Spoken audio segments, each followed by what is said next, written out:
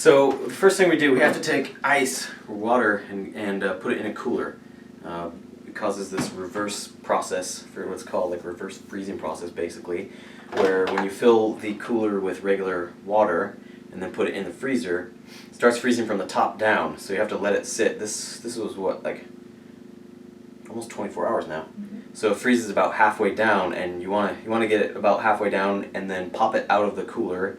It comes out in a big huge chunk like so, and you can see all of the impurities have sunk to the bottom, or what would be the bottom. So what you're left with at the top is the crystal clear ice that we want. So I'm going to put this in this bowl now. And I just use a regular old cooler. I just remove the top. You have to make sure that there's plenty of room in the freezer, and that there's stuff that you don't want to get frozen, because it appears to make ice go up on everything else when you do this for some reason. So the first thing we're going to do is, when you pop it out of there, you're going to shave off all of the impurities and all the stuff that's left in the bottom and dump that out, and then, like I said, what we're left with is this big block here. So probably going to make a huge mess doing this, but that's kind of the point. You want to get a really good serrated knife, which we spent a few hours trying to find yesterday. So I got a big fat serrated knife from a restaurant supply store.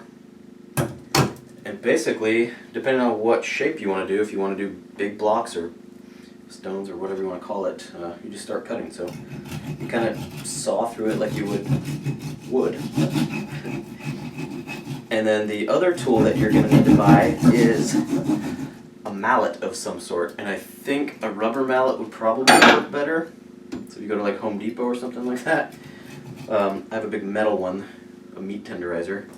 So I'm going to put this on top of here and see if I can pop this. Might have to saw a little more, but so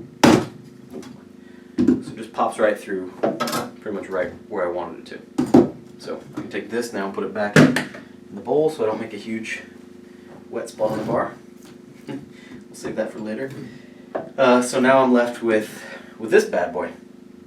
And what I'm going to do with this one is make, I'll make 3 of the big huge cubes that you would normally find at a restaurant. And in this one, you know, like you can see the impurities in the bottom of that cube, right? So I'm probably going to try and cut those out as well. It's cold.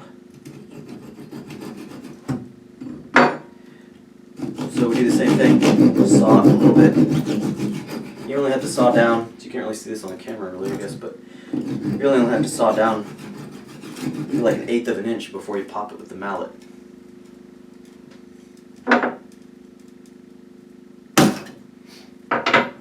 So that worked kind of well. I think with the impurities, that's where you get the unevenness, is because that's where all of the air bubbles are. So this might not be the best cube we've ever seen, but I can also trim that by hand and melt it by hand too. So then I cut them the other way. I'm going to cut these side blocks, maybe that big or so.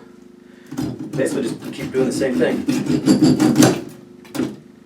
And with this, you can kind of start seeing now that the shape that I want, and it is getting to be crystal clear. So I will try to cut the rest of these little impurity guys out.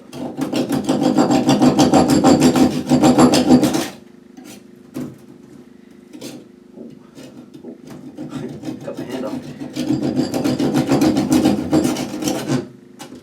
So you see it it literally just shaves the ice, and now I can start kind of, if I had a smaller knife maybe, I've seen people that make the spheres out of these.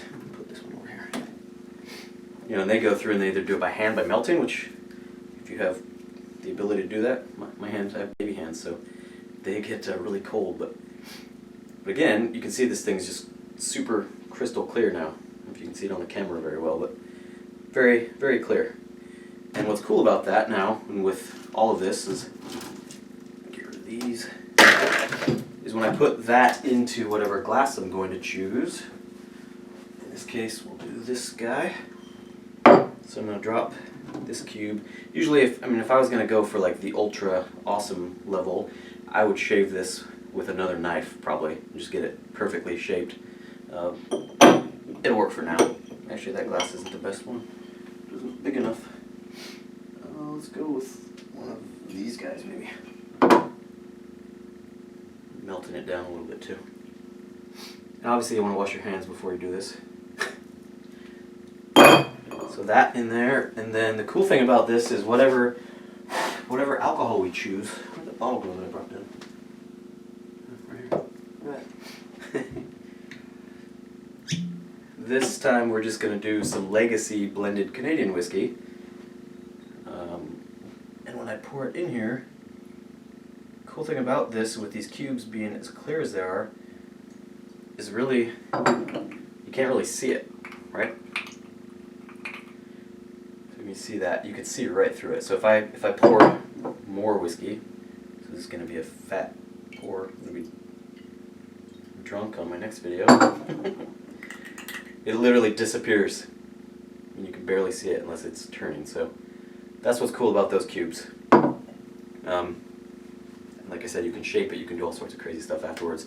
So that's it. People always want to know how you make these big badass ice cubes. A friend of mine here in Portland calls them the Boss Ice Cube. You don't need to purify your water, you don't need to do anything special, you just need to freeze it the right way and then cut it using simple tools, a knife and a meat tenderizer in my case. So that's it.